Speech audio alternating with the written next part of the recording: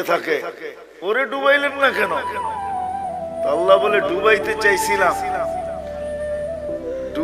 চাইছিলাম কিন্তু লজ্জা পায়া গেছি। আপনার মতো চুল দেখা, দাড়ি দেখা, জুব্বা দেখা, পাগড়ি দেখা, লাঠি দেখা, অঙ্গি ভঙ্গি দেখা লজ্জা পায়া গেছি, এই জন্য ডুবাই নাই।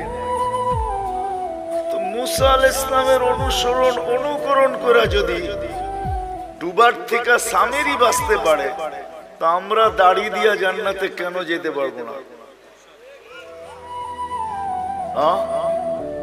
কি বলেন? আরে বুঝে আসছে?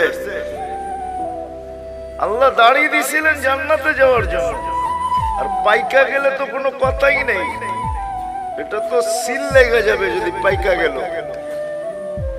কিতাবে আছে মুহাদ্দিসে জামানার সবচেয়ে বড় মুহাদ্দিস মারা গেছে। সঙ্গীরা সাথীরা স্বপ্নে দেখছেন, জিজ্ঞাসা করছে কি করা হলো তোমার সাথে, কি ব্যবহার হলো?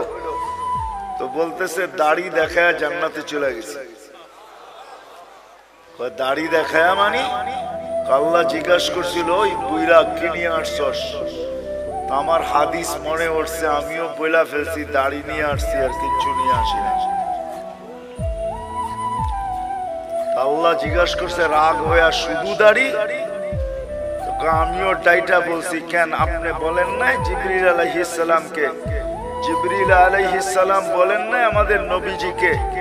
আমাদের নবীজি কি বলে নাই সাহাবাকে?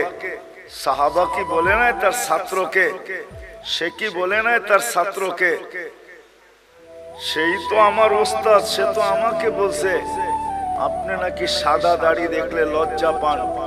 এইখানে তো আইসা দেখি উল্টাটা, সাদা দাড়ি বলতে দেরি, আপনার চোখ বড় বড় করতে দেরি করেন নাই। তা আল্লাহ হাইসা দিয়া বলে সবাই সত্য বলছে, আমিও সত্য বলছি, মাফ করে দিলাম, যা।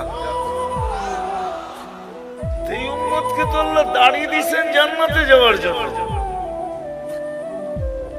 কিন্তু এই উম্মত সারা দিন দাড়ি কাটে, ঠিক না? কি রাখে কয়জন আর কাটে কয়জন? ঠিক না? সত্য তো? আমি কিন্তু আবার পিছনে চলে যেতেছি।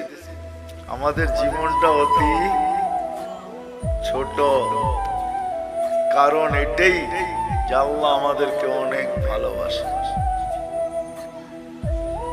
যেমন আল্লাহ আমাদেরকে ভালোবাসেন, আমাদের নবীজিও আমাদেরকে এরকম ভালোবাসেন, যার কারণে আমাদের জীবনটা ছোট। কেননা ভালোবাসার পাত্র বেশি পরিশ্রম করুক, এটা কোনো